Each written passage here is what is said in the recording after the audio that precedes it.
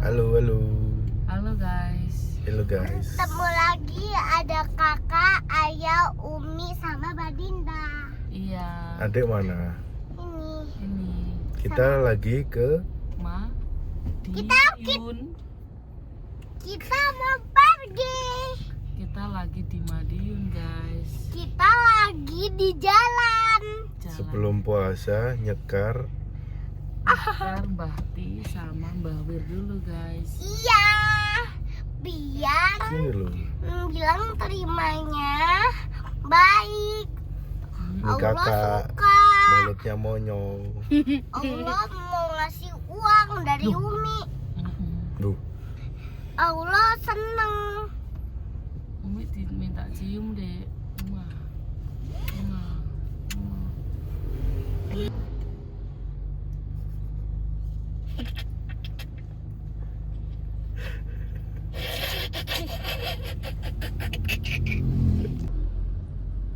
kita lagi kena macet di Madiun.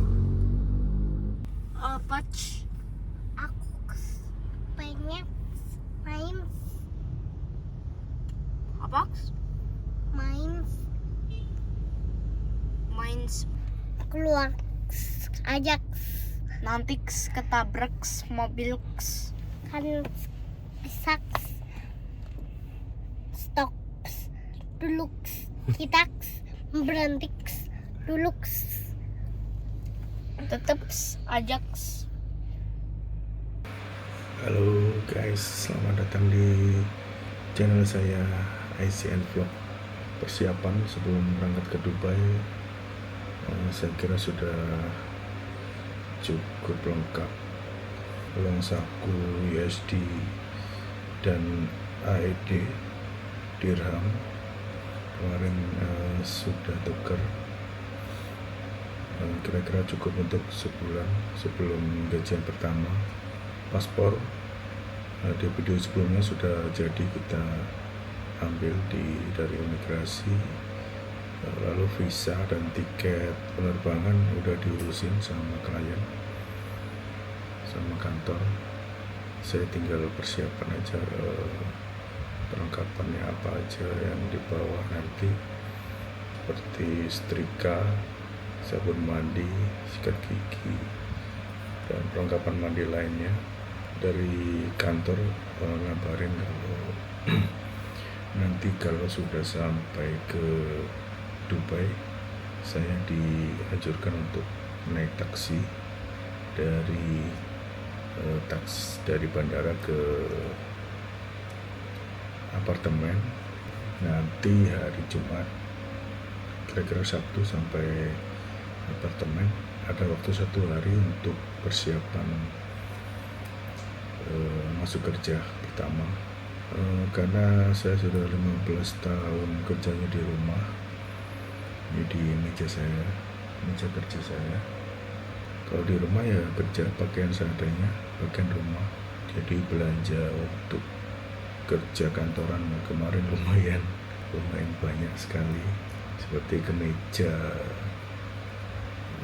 outer ya, jaket, ya kasual yang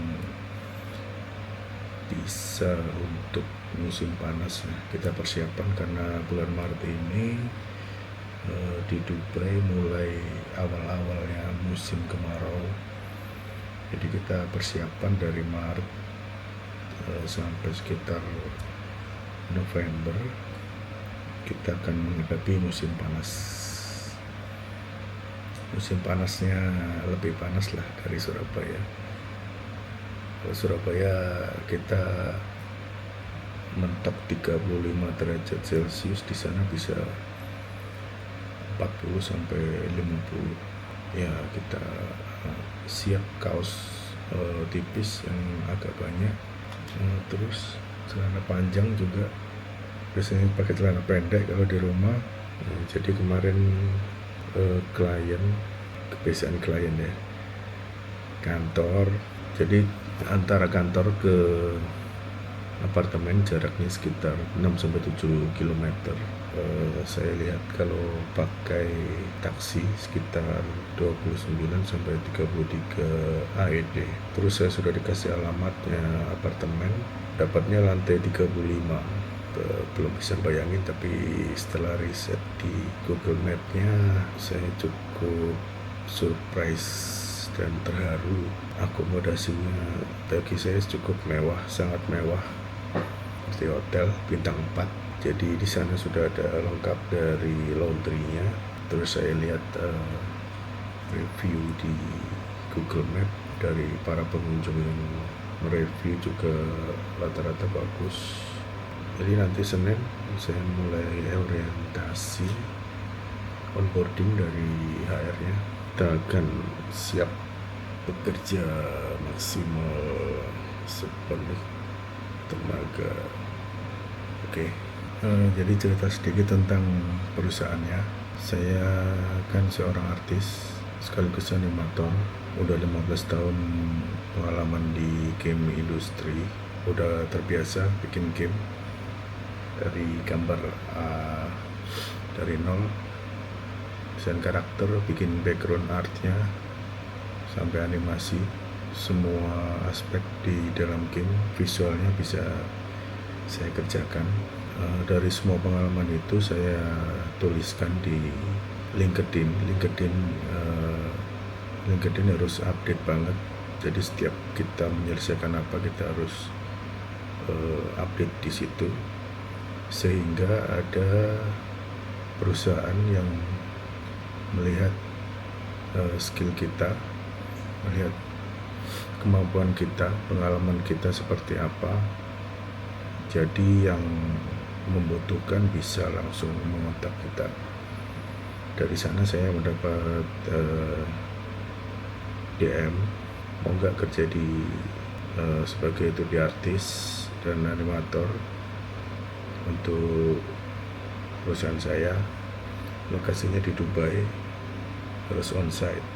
Langsung saya reply, seperti apa proyeknya, gamenya seperti apa.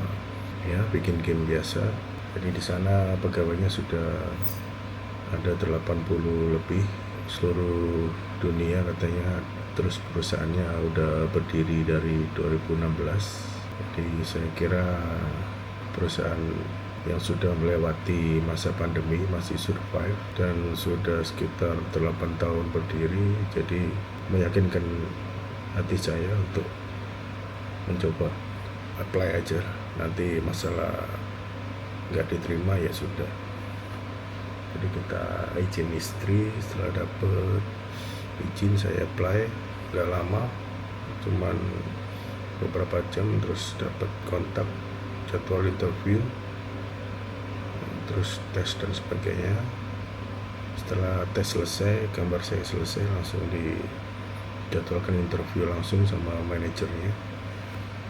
Jadi dari sana langsung deal-dealan gaji dan saya oke. Ya udah. Setelah itu proses bikin paspor dan visa. Jadi si manajer itu kaget saya gak punya paspor. Oh men, hari gini gak punya paspor. Ya gak pernah kemana-mana pak. Klien saya emang dari dulu luar negeri, tapi nggak pernah kemana-mana. Saya dari 2009 udah hubungan terus sama luar negeri, malah nggak pernah klien lokal sama sekali. Dulu 2009 bahasa Inggris belum begitu bagus.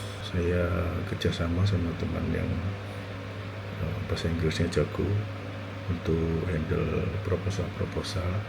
Saya bagian kerjainnya, gambarnya. Ya gitu, sambil jalan saya bahasa Inggrisnya dikuatin, buat sendiri sih, nggak pernah les juga.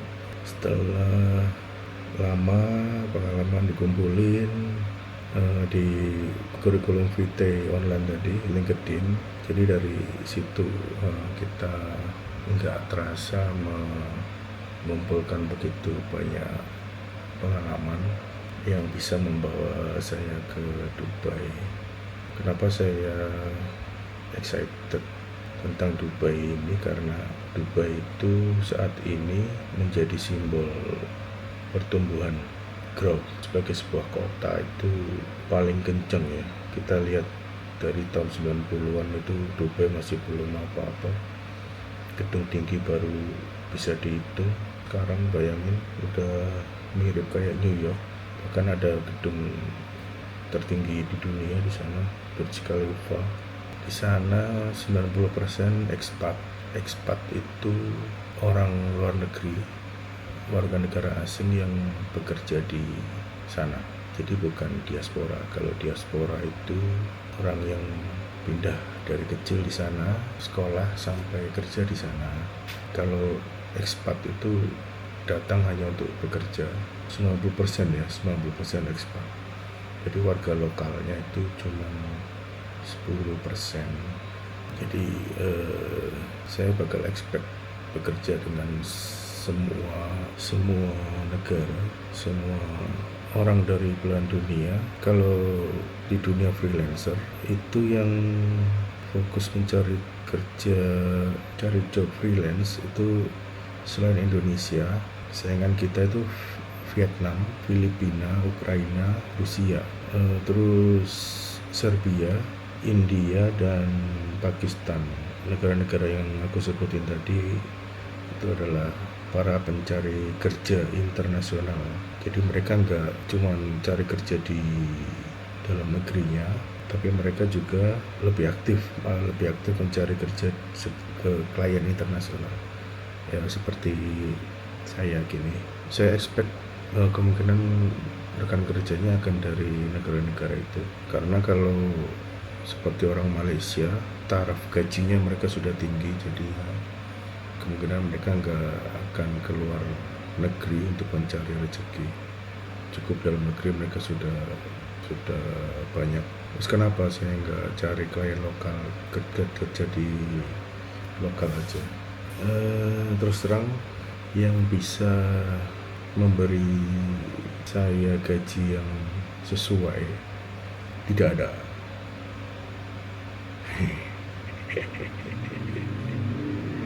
Kenapa tidak ada?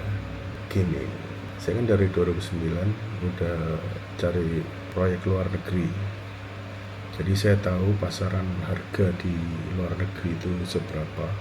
Ibaratnya gini, freelancer itu bayaran termurah per jam $10 itu ya segitulah pasarannya ya. Saya dulu pernah dapat $25 per jam, zaman peak ya, peak performance, zaman masih umur 28 lah, sebelum 30-an. Mau kerja 60 jam sehari, 60 jam seminggu, gas. Oke, gas. Kalau sekarang kita harus memanage bener kesehatan, sama harus lebih smart. Kalau proyek sama, gambar dan animasi, tentu kita akan mencari peluang yang lebih besar. Kalau Indonesia terus terang industrinya masih ya untuk fresh graduate ya. Kalau untuk senior kurang. Dari situ, dari market harga pasaran, saya bisa menilai diri saya ini harus dihargai berapa. Jadi saran saya untuk kalian, fokuskan skillmu di mana, kuatkan sampai kamu benar-benar ahli, benar-benar dicari orang untuk sebagai tenaga ahlinya itu. Jadi di Indonesia ya jarang untuk ilustrator, 2D animator yang fokus pada Spine Pro itu masih bisa dihitung kalau di Indonesia. Makanya kemarin orang Dubai langsung kontak karena skill khusus yang langka ini. Kalau dihitung dari global memang banyak, tapi untuk yang mau diboyong, mau dibayar lebih dengan harga miring, harga semiring-miringnya harga mereka kan tetap tinggi bagi kita. Jadi dari negara-negara yang sudah saya sebutkan tadi, ya kemungkinan mereka akan mencari tenaga kerja dari sana. Itu guys. Jadi intinya tidak ada perusahaan dari Indonesia yang mampu menggaji saya. Bukannya sombong, tapi saya ya harus menilai, menghargai diri saya sendiri. Work smart. Apapun itu kita harus melihat peluang yang lebih besar dengan cara kerja yang sama atau lebih simpel, bukan shortcut tapi hal yang kita kuasai. Kalau ada sebuah industri yang memang membutuhkan kita, gas aja, langsung sikat. Kalau bahasa Inggris masih kurang ya belajar sebentar lah. Kalau bisa gitu, cari klien luar karena Indonesia masih belum bisa menghargai kita. Contoh tentang menghargai karya. Indonesia, misal kamu kerja di sebuah perusahaan di Indonesia, seorang desain grafis digaji 5 juta sampai 8 juta. Sedangkan kalau freelance dengan klien luar negeri, kita bisa mendapatkan, katakanlah kita dapat rate $10 per jam. Sehari kita bisa kerja 8 jam. Berarti $80. $80 itu sekitar 1,2 ya. Kalau dikali seminggu sudah sama tuh gaji sebulan sebagai pegawai. Untuk mencari klien luar nanti akan saya share lah lebih lanjut. Untuk perusahaan Indonesia, soal menghargai pegawai di bidang desain dan ilustrasi saya kira masih perlu agak susah sih, karena industrinya masih pihak ketiga, pihak keempat, pihak kelima pelik. Pelik ya kalau bahas rate gaji lokal. Untuk kalian yang udah mulai cari klien luar, walaupun rate masih di bawah 10, terus saja berjuang. Semakin kalian mendapatkan pengalaman, rating, review kerjaan kalian, dikumpulin aja, nanti lama-lama kalian bisa naikin sedikit demi sedikit rate-nya. Misal dari $5 per jam jadi 7, jadi 8, dan seterusnya. Yang penting tetap berusaha terus, karena saingan kita dari negara-negara yang saya sebutkan tadi, India, Pakistan, Vietnam, Filipina, Ukraina, Serbia, Rumania juga, mereka secara skill sama, kita bisa bersaing dengan mereka. Cuman bahasa Inggris kita harus diperbaiki. Intinya komunikasi aja. Bahasa Inggris nggak perlu fluent banget, asal bisa bahasa Inggris yang bisnis, konversasional ya, itu cukup sih. Yang penting klien paham apa yang kita maksud, terus kita bisa komunikasi dengan lancar dengan mereka, itu sudah cukup. Jangan lupa selain kerja berjuang menaikkan level, jangan lupa dicatat ke LinkedIn. Setiap pengalaman yang Anda dapatkan, Anda catat, masukkan di pengalaman di LinkedIn. Dapat klien siapa, kerjanya berapa lama, ngerjain projectnya berapa lama, deskripsinya in English, ceritakan aja pengalamannya seperti apa, terus dapat feedbacknya seperti apa, kalian tuliskan di LinkedIn. Dengan begitu nanti lama-lama akan terkumpul banyak, dan gak terasa kita akan waktunya untuk expand, untuk mengembangkan sayap. Contohnya seperti saya kemarin sebelum dapat tawaran Dubai, stucknya di mencari klien, terus mencari klien. Sometimes ada limit yang nggak bisa kita lampaui, misal harga pasaran untuk satu animasi, satu gambar, kita mau naikin sebagai senior artis sudah nggak bisa mentok. Dan kita saya sebagai freelancer mungkin sudah di ujung limit, jadi mau nggak mau harus expandnya dengan going to global market langsung, nggak hanya di rumah aja. Waktunya jemput bola. Sebenarnya saya lakukan ini harusnya udah dari dulu ya, seharusnya.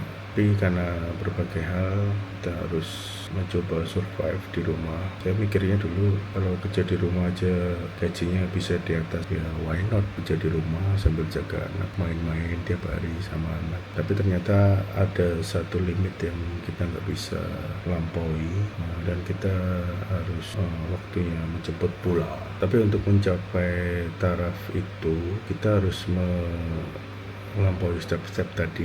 Kalau memang skill kita langka banget dan kita benar-benar atau pernah kita mendapat review dari sebuah perusahaan besar atau lompatan yang besar, mungkin kita bisa langsung terjun ke sana.